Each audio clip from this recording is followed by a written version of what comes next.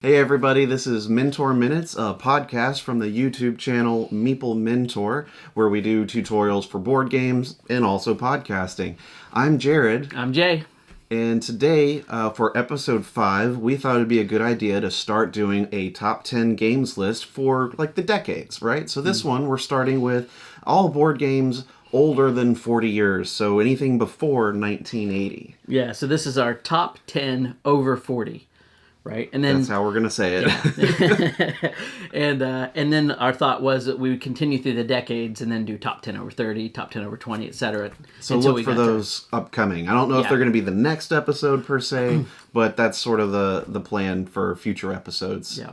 Before we start, I think we should probably talk about how we came up with these, because when you're talking about board games older than 1980, I mean, there's thousands and thousands of years of gaming. So, Jay, what sort of guided your decision making on your top 10? Yeah, so what I started out doing is I went to Board Game Geek, and then I just searched for games that were from 0 to 1980, Okay. and then I looked on the rankings to kind of see where the ones would float to the top, and surprisingly, I could only find about 11 or 12 that I would essentially put on my list.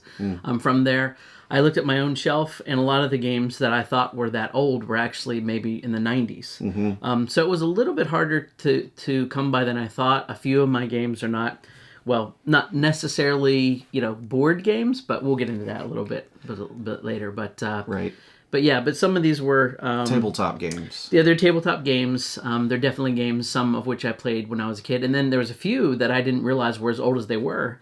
I figured they'd be on a more modern list, but they were actually older than 1980. So those were some surprises too. Well, I also looked through both my collection of games, and I've got my Excel sheet, so I just sorted by the year. But I also did the BGG search. I didn't put a starting year, so I did end up with games that were BCE. So it doesn't have to be 0 to 1980. Some of mine you'll see are even older than that. Yeah. But now, as I did some of the others, I started to look ahead, and I realized most of the games that I own and that I really play a lot are in the last 10 years. Yeah. Games that I mean, 10 years doesn't seem like a long time until you start looking at, games that were 40 years old or 50, 30 years old, 20 years old. I'm like, okay, so the last 10 years is not actually that long ago. Yeah, I think the same for me. I would say most of my games are probably in that same 10-year mark. I definitely have some that are, let's say, within like 20 years in my collection. But the vast majority are really newer games, which is, I guess, says a lot. But some of the ones that aren't are...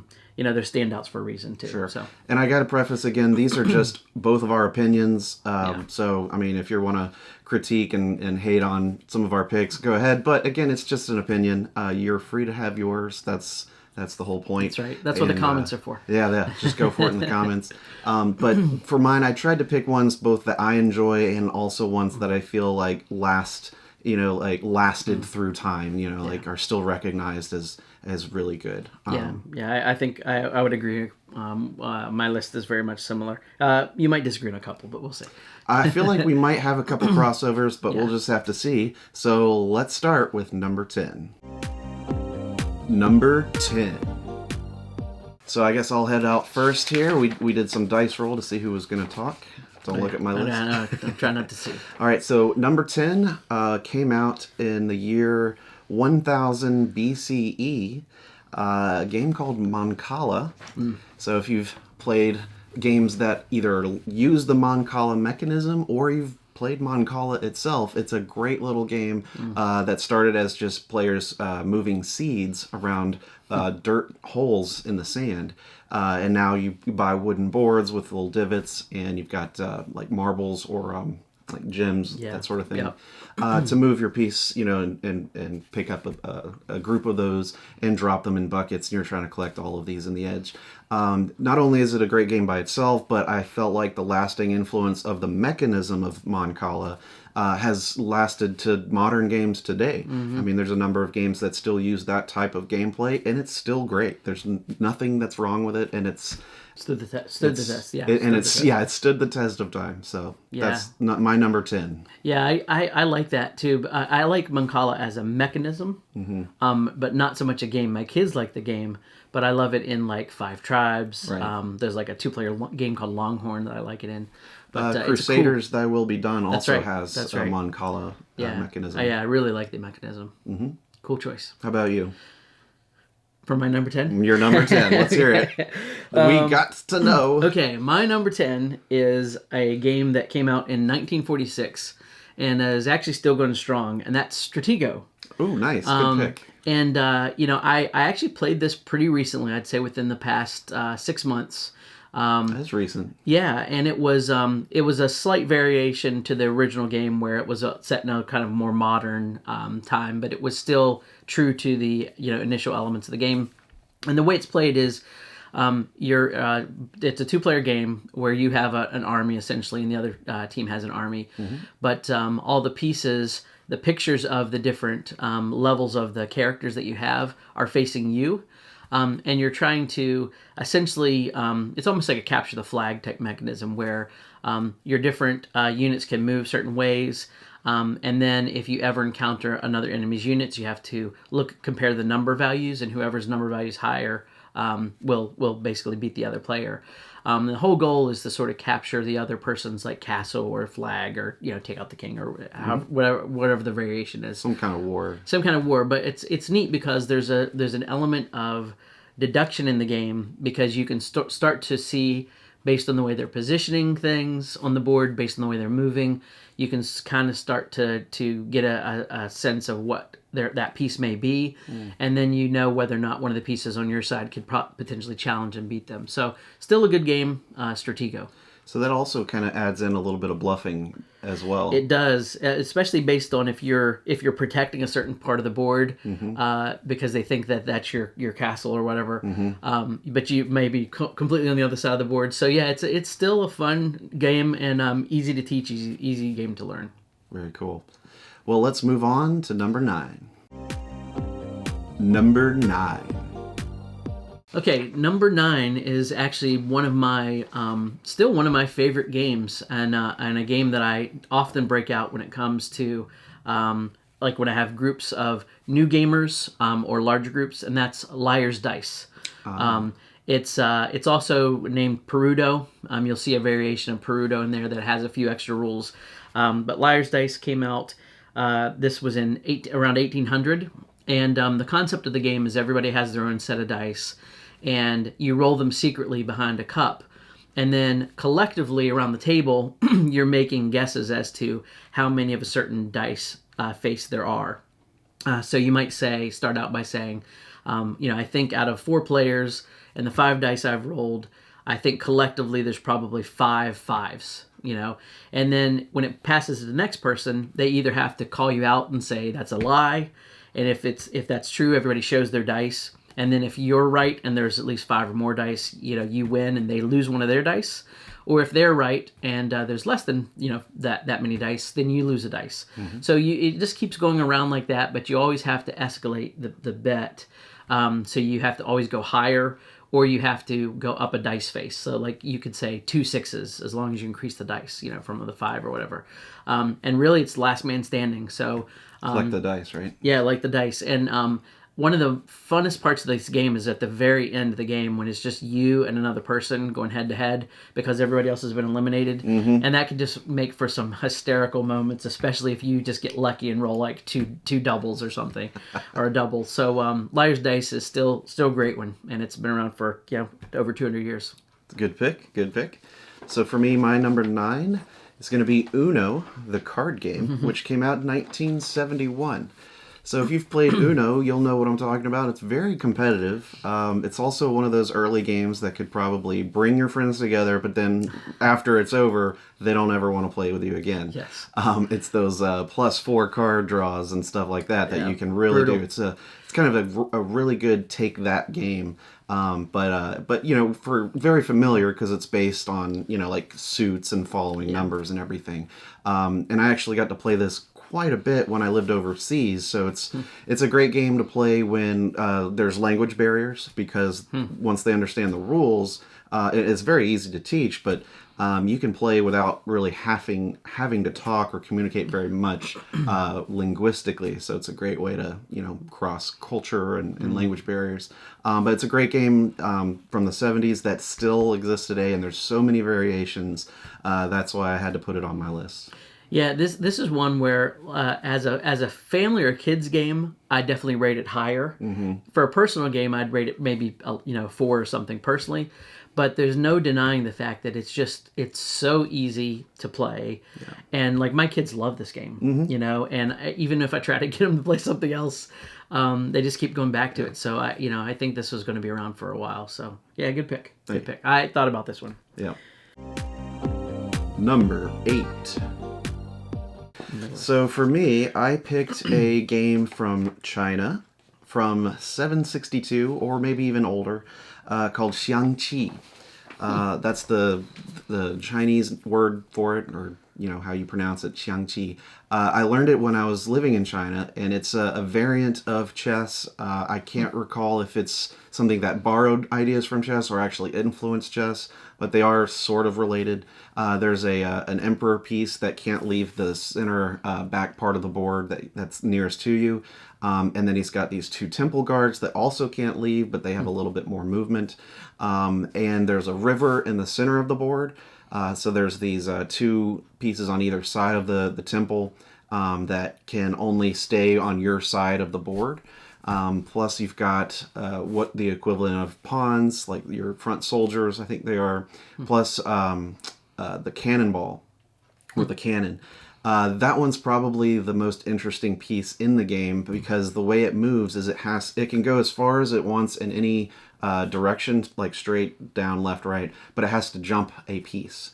And it's very interesting because there's some early plays that you can set up so that your double cannons can quickly capture the emperor and otherwise put him into checkmate.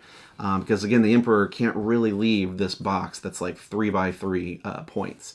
The other big difference here from regular chess is it's played on the intersections of the lines instead of in the squares as you would with chess pieces. So it's always the pawns. There's also the knight, which I think is just the horse in this game.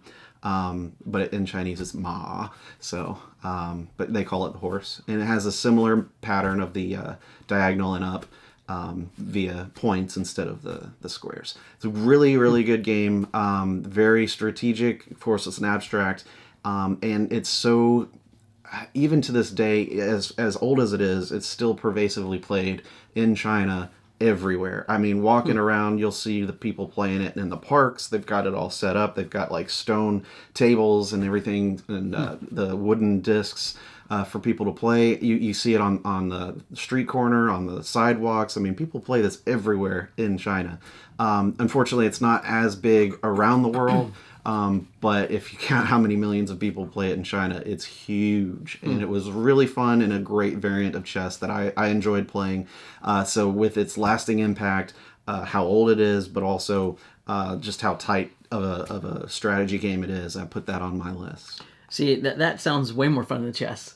Yeah, totally. to me, totally. And I almost put chess on my list, but I'm just not a huge chess fan. It feels like it takes a little too long for me, and I don't really want to master the strategy, but something like that where you can jump pieces. Yeah, that's kind of cool. It's great. I bought a Xiangqi board while I was there, which was made out of like leather, and it rolled up, but then I lost it in a move. I can't find it anymore, so we'd have to print and play that one. Right. So my number 8 is actually another dice game, and this one a lot of people still play. There's even an app for it. It's called Can't Stop, and the concept of the game is you're rolling dice, and you're trying to add the dice together to get certain numbers to go up on these tracks, and the different tracks it's almost like a diamond shape on the board, and the outer tracks that make the small points of the diamond are like 2s. So in order to get 2s, you have to roll 2 1s on the dice to get a 2, and then move up the track. But then in the middle, you've got the larger things, tracks like for like 12s and 11s and 10s and things like that. So the goal of the game is to move up on those tracks until you get to the top, and if you get to the top of 3, then you beat your opponent. The trick of the game, though, is you keep rolling to press your luck, which is why it's called Can't Stop, until you decide to back off because none of the dice combinations you roll are physically playable on the board. So there's a really great sort of like press your luck element to the game. You can move up tracks really quickly if you have some really cool, lucky dice rolls. But then just the same, if you bust, you start way back from where you were at the beginning of your turn. So a lot of fun, and there's some great, even I think, free apps for this game. Cool.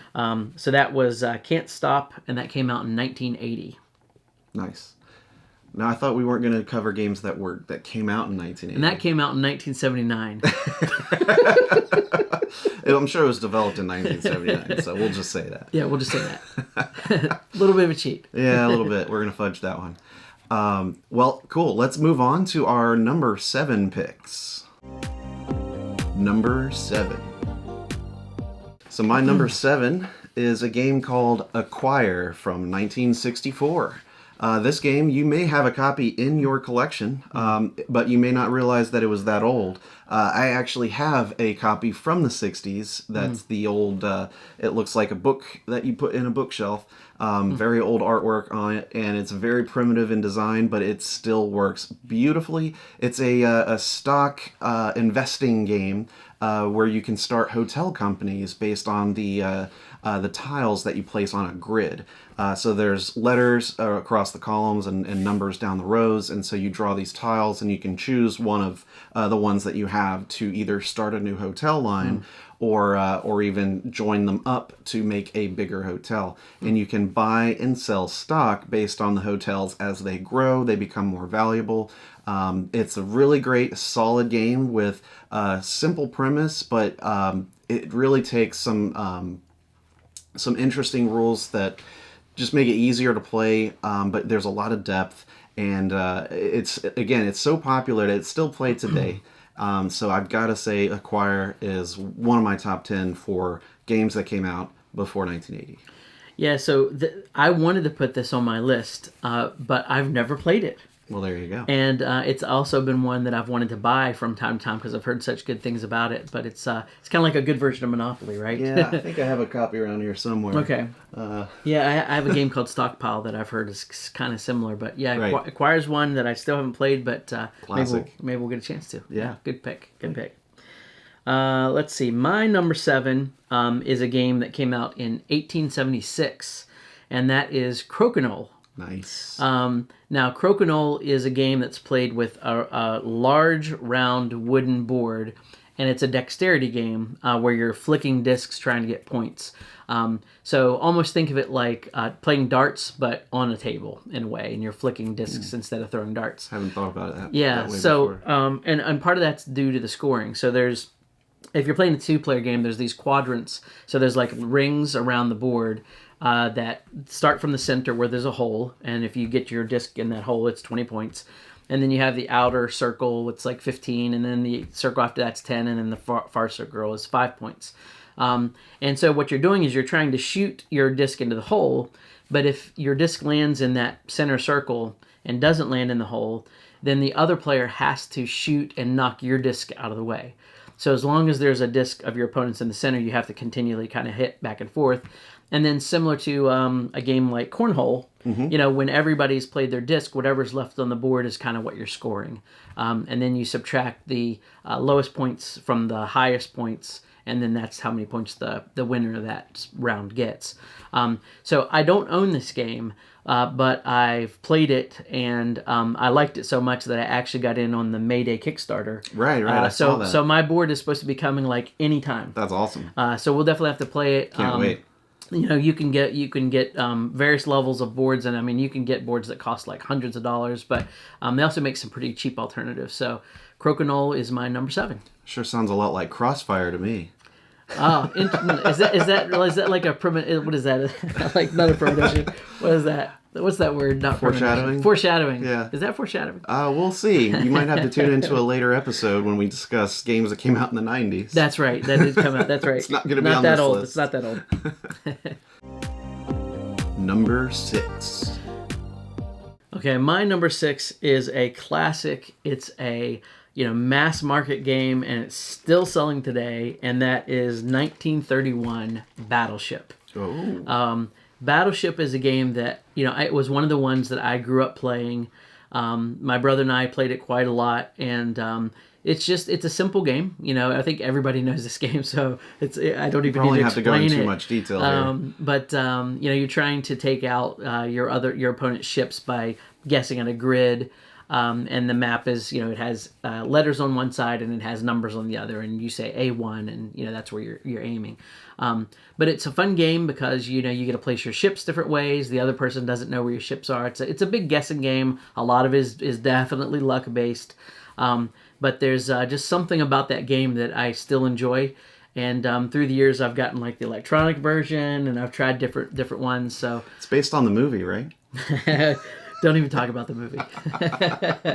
But yeah, it's a classic game, still good, and I'll still play. Would you say it's a hit or a miss? Oh boy, you definitely sunk my cruiser in that one. So that's Battleship 1931. I couldn't help it. That was good. All right, so my number 6 is a game called Mahjong, and that's from 1850. This is also a game that I became very much aware of living in China. This is a game that's very much popular, that's played all over China at night. It's a gambling game, and it's usually Chinese ladies, women, I don't know, that's sort of their game. But Mahjong and its tiles are essentially a game where you're collecting these tiles and you're making these matches. There's these stacks of tiles across the sides, and it's a strictly 4-player game. So if you haven't played it, you're going to need at least 4 people and look up the rules. I'm not sure if there's actually like a set that you can just buy in America, but it's very pervasive across around the world. It's just a cross-cultural type of game that still exists. And it's not the game that some of you might be thinking that's on the computer that came with like Windows 95. That game's based on the images of the tiles of Mahjong tiles, but it's a completely different experience. Another one is Dragon Castle, which uses Mahjong-like tiles, but it's not actually Mahjong. Mahjong, like I said, it's a 4-player bidding and gambling game that people play. It's very fun, very cool, but its popularity and its influence on games, I felt like was just kind of too much to overlook, so I had to put it on my list. Yeah, that's an interesting pick. I've never actually played the real game. As you said, I played the computer version. Right. And I love Dragon Castle too. Yep. Which has kind of a mechanic based off of it. But but yeah, I'd like to play the real deal. I do have a Mahjong set up here that I did pick up in China, and this one I didn't lose. Okay. So it is possible to so play. So we just need 2 more players, is what you're saying. That's what I'm saying. We'll make it happen. All right, so let's take a look at our number 5 pick right now. Number 5. This was actually the very first Spiel des Jahres winner. Ooh, that sounds good. Yep, and this came out in 1979, and it was called Hare and Tortoise. And played that. yeah, it's a race game, and basically what you're doing is you're spending carrots. You're in a race, with the other opponents, and you're spending carrots to move spaces on the board. This was re-implemented recently in 2016 called Around the World in 80 Days. So it's still a game you can buy, just in a different, with a different theme. And the interesting thing is you have to go all around the board, make an entire circle. But when you land on the finish line, you have to land by exact count. And if you're sort of essentially spending carrots or spending money to move, and if you overspend, you might land on a space that sets you back, or you might run out of money or run out of carrots. So then you're stuck and you have to wait a little bit while people are passing you to kind of catch back up and then get ahead again. So it's a neat racing game with kind of, it has a little risk in it too, and some kind of wild spaces and things like the old school games do. But it's still a pretty cool game, and if you want to try a recent version of it, it's called Around the World in 80 Days. Very cool. All right, so my number 5 pick is another abstract strategy game. This came out in 2200 BCE. Wow. This is also a game that is played on the intersection of lines on a large grid, and it uses black and white beads, which is a game called Go. This is a very, very old strategy game, but is still widely played today and highly regarded as one of the best pure strategy games out there. And it's also even more complicated than, say, chess, because there's so many different possibilities on how you can slowly take over your opponent's area and pieces. It's one of the games, and that's why when you're talking about teaching a computer or an AI to be able to play Go against a human, that had to come after chess because. In respect, they're very different in how they play, of course, but Go just has so many more thousands and thousands of permutations, computations to figure out an actual winning strategy. I mean, you can just say place a bead, but this game is it still has clubs of players all over the world. They regularly meet up. There's still tons of strategy being talked about and written about. There's a ton of followers. This game is still being printed and sold and played everywhere. So that kind of staying, lasting power, and the fact that it does have so much complications to it, even though the rule set is so simple. I mean, you just place a bead, and based on how it's or how you start circling around other opponents' colors, you can capture that area. So. Right. But yet the depth that is involved there is just what's really impressive, and I think that's why it's stayed as long as it has, and it's still popular. And this is that game that everybody says originated that phrase, like a minute to learn, like a lifetime to master, right? This is the one. This is the one that if you want to say, easy to learn, hard to master, Go. Yeah. This game, although I've never played it, the reason it landed on my radar was basically what you said, because I remembered when they built Big Blue that took on the Chess Master. Right. It was years later, as you mentioned, that they developed this AI software called AlphaGo. Right. And that's very recent. Very recently. And so we had to advance artificial intelligence technologies just to be able to compete. Our computing power size was not great enough to teach a computer Go until recent years. Yeah, it's really pretty impressive. Right. Good pick. Thank you. Number 4. All right, my number 4 is a game that came out in 1810 that everybody's going to recognize when I say it, and that's poker.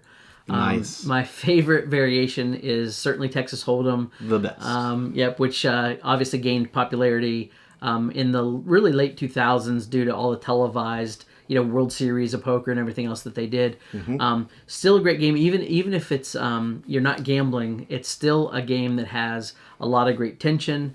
A kind of game that's played above the table where you're really trying to read the other person. Mm-hmm. There's strategy involved and a little bit of luck as well, which makes it exciting. So just enough luck.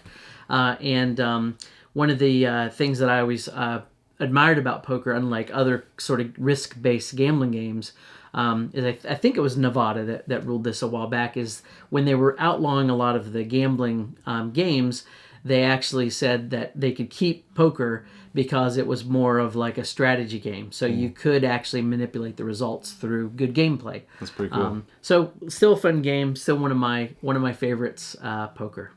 Nice. Totally agree. Poker is amazing. And I played a lot of Texas Hold'em in college. Won a lot of money, lost some money, but it's never too much. At one point, I'm not a big gambler, but I loved playing. It was a great way to get some friends together, and Yeah, I used to do like weekly game nights and stuff, doing poker games. So still happening. So for me, my number 4, let me check, is a little game that does have some risk to it. Came out in 1959. Risk. I knew where that was going. That's the best I could forecasting. Yeah. If you didn't catch that, it's Risk. Risk, if you've played it, which you probably have, because there's been probably hundreds of variations of it, including the world's first legacy game, Risk Legacy. Mm-hmm. Risk is a dice throwing game where you are trying to control the world, slowly taking over country by country. And of course, it's not exactly every country. It's they divide it up into various provinces and stuff sometimes, because if you tried to put all the little ones on the map, that'd be crazy. Yeah. But you can slowly build up your armies and bulldoze across, or kind of build up your defenses. But the defense always has the advantage with ties, but they have less dice, and of course the attacking player can roll up to 3 at a time depending on their army size. And one of the great things about the game is that you can attack or not, or keep attacking or not. It's totally up to you. And I think that amount of freedom at that point when this game came out was sort of unheard of. The ability to say, like, I'd like to continue my turn, or I'd like to stop, and it's totally up to me. But there is that incentive where if you do attack and win a country on your turn, you get to draw a card, which can boost your armies later in the game. So I feel like it's that perfect balance of trying to get like some advancement with control of your turn, but there's so much luck involved, and ultimately I think that's why some players may not like it today, because it is so luck based. Yep. But there's still a lot of strategy that you can do. So if you haven't played Risk, you should totally try. I don't know where you've been if you haven't played Risk. It's impacted so many other games. Other area control games have a lot to owe Risk, but that's my number. I'm glad it ended up on one of our lists. It's not on my list. Okay. But that's because I don't really remember playing it as a kid. I'm sure I did, but I don't really remember it. But I've played a lot of like the Risk, like derivative games. Have you ever played Spheres of Influence? That's one that I've heard is as close to Risk as you can get, but adds a little more gamery elements and control.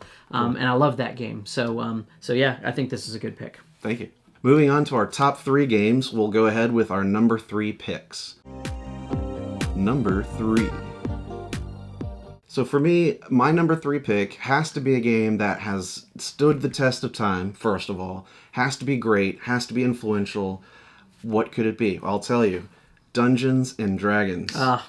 And now you may not have remembered that this is a tabletop game, but it's now a board game, and it's influenced everything in our culture. I mean, games, video games, board games. It's so pervasive, and of course, books and movies, things like Lord of the Rings and all this stuff. It's all tied in with this theme of role playing, building a character up. You've got stat points, you've got dungeons, you've got monsters, and all this kind of stuff. It's fantastic on the amount that it gave, players in terms of choice, in terms of, building your own unique character, and then the dungeon master can create their own storyline for their players to follow and play through. And if you've known anything about Dungeons and Dragons, you know that people really still play it. They still meet, and it's still huge. I mean, you've got releases every year of different campaigns and expansions, and now you can add all kinds of miniatures and things. So it's less LARPing and more, like a tabletop game. Yeah. So the lasting influence of Dungeons and Dragons can't be understated. And as a tabletop type of adventure, type of game, and if we're including poker in this thing, which we are, Dungeons and Dragons has to be, to me, in my opinion, in the top 3. So my number 3, Dungeons and Dragons. Can I change my 3? That's a great pick, and we've seen a resurgence of this too with like Stranger Things, the series, like it's gotten another boost through because of that show, right? And some of the most popular YouTube channels, podcasts are all dedicated to D&D. So yeah, so glad you had one on your list. Someone had to. Yeah, good job. Well, my number 3, I don't think I can compete with D&D. I think I got him. Yeah, I think you got me. My number 3 is actually a little bit of a cheat, and I'll explain why. This game did come out in 1979, and it's called Stop Thief. And it came out in 79, and it had this sort of electronic, almost like electronic phone, like those really huge old school phones. Like a car phone. Like a car phone. Yeah. Look it up, kids. Yeah, yeah, right. That was a thing. Yeah. What you do is you essentially be trying to stop this sort of invisible thief that was on a certain space of a board. So if you played like Scotland Yard and you have a board that has different numbered spaces, that's kind of like what the board looks like. And a thief would be trying to steal something, and you'd be trying to catch them or apprehend them. But the way that you did that is you'd hear these sort of audible cues from this handheld device that would sound like footsteps or like a broken glass, and that would help you narrow down whether the thief was running or going through a door or breaking a window, and so you could start to kind of narrow down their position on the board. The reason I say it's a cheat is there's a brand new version of this that came out in 2017. And I played that one. That Restoration Games came out with, and it uses an app, and it's an amazing game. Amazing. They have cooperative modes. They have one versus many modes. And the app obviously gives you a lot more immersion, a lot better, more modern gameplay and things like that. So, great family game, really easy to play, especially with the app driving a lot of those decisions and movements. So yeah, Stop Thief is my number 3. Good pick. Number 2. So for me, my number 2 pick, we've actually already covered already, from 1810, a little game called poker. Yeah. Of course. I mean, like I said, when I played it in college, that was most of my nights was playing Texas Hold'em late into the evening. And then after poker was, Magic the Gathering or Catan. So, but yeah, poker has got to be in the top 10 for games that have, that are older than 1980. It's just so influential, of course. And it's a card game started in China, of course, the actual cards themselves. Too, yeah.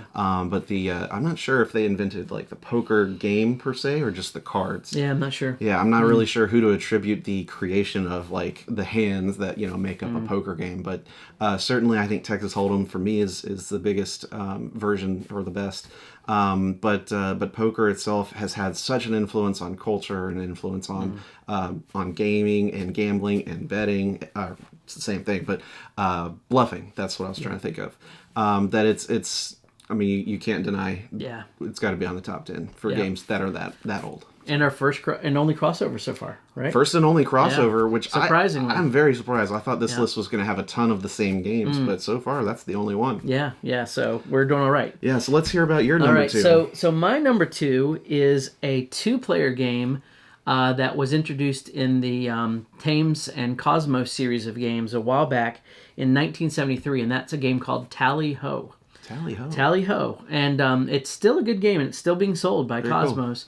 Cool. What it is you have a grid, and you're playing either sort of the hunter or you're playing like the animals, essentially. And so similar to chess in some ways, your hunters have rifles, and so they can only shoot in the direction their rifle's pointing. For example, you have foxes that can, move a certain distance. You have bears that can attack the hunter, and you have like a woodcutter that can cut down trees that get in the way. Very cool. And what you're doing is you're really capturing your other players' pieces through elimination. So, like for example, the fox can eat the quails, and get points for all the quails that they have at the end of the game. So it's a neat game where you have to, when you plan your move, you don't want to kind of keep yourself exposed to the other player, and you want to use like trees as cover and things like that. And slowly these tiles that are on the board that make up these, the different trees and characters will start getting moved away from and off the board. And then at a certain point, you'll have to actually escape off the board, and there's like exits that you can escape from. It's the original escape plan. In a way, yeah. And anything left on the board sort of will count as like points against you, essentially. You won't be able to score them unless they're actually off the board. So it's a neat game, still really good, and it has asymmetrical play, which for a game that's 1973 to have totally asymmetrical gameplay in a small little 2-player package, still to me holds up. So that's my number 2, Tally Ho. And now for our number 1 picks. Number 1. So for number 1, top 10 games that are over 40 years old, I had to go with a game from 1475 based on a grid with checkers. It's a game called chess. You did go with chess. I did. See, okay, you did get me. So you like this better than the Chinese version? I do. Oh, interesting. So it's not a matter of do I like it better. It's a matter of which is more influential, which has more history, and world. Like there's so many cultures that had an influence on making chess. Sure. Chinese chess or xiangqi, that's more, that's Chinese, right? But chess itself has gone through so many variations to get to the point that we know of it today, and it's still going, and it's not really changed in rules much. I mean, there's some added, specialty, moves, but the pieces are now kind of solidified. Everything's kind of a standard, and it's still running strong. I mean, if you're a chess player, there are so many things to learn. There's so many people to study, books to read. There's opening moves, end moves. There's all kinds to it. Yeah. Now, again, like we were talking about during our discussion of Go, it doesn't have as many permutations of possible moves as, say, Go, but it's more attractive because players get to have what is kind of an army. So it's a little more thematic, even though it's a completely abstract game. And each of these pieces has their own move set, which in Go, they're not really moving. You just place them, and it's just area control. But chess has that sort of battle feel to it. And the amount of strategy and thinking that has to go on when you play a game of chess, it's so much. And recently there's been a Netflix show that's come out called a preview for that. Queen's Gambit, Yep. and I was like, hey, that's a chess opening move. What's this about? Yeah. And I watched the whole series like in the past 3 days, and it's amazing. And if you have, I think even board gamers who don't play chess would still be interested. I mean, it's probably the most entertaining piece of fiction I've seen that is revolved around a game, and chess especially. And some people say, oh, well, it's old or it's boring. It's like, actually, there's a lot to it. And if you're into it, like, you can really go far with this. And, there's grandmasters, there's championships, there's money, there's all that stuff that's still tied to it today. So I had to put it as the number one. And like I said, it doesn't mean that I would want to play chess over xiangqi. It just means that for me, I felt like And more influential. it's more influential, genre, more important as far as games that are older than 1980. Yeah, I think, it's truly a lifestyle game. Really, it can be that. And I think, like you said, you can go as deep as you want to. Sure. So, yeah, good choice. I figured one of us would put that on the list, and I'm glad it's you. Thank you. I'm happy to do it. I love chess. So a game that's not as influential as chess, but it's my number one, is a game called Pitch that came out in 1600, or the modern name of this game is High-Low Jack.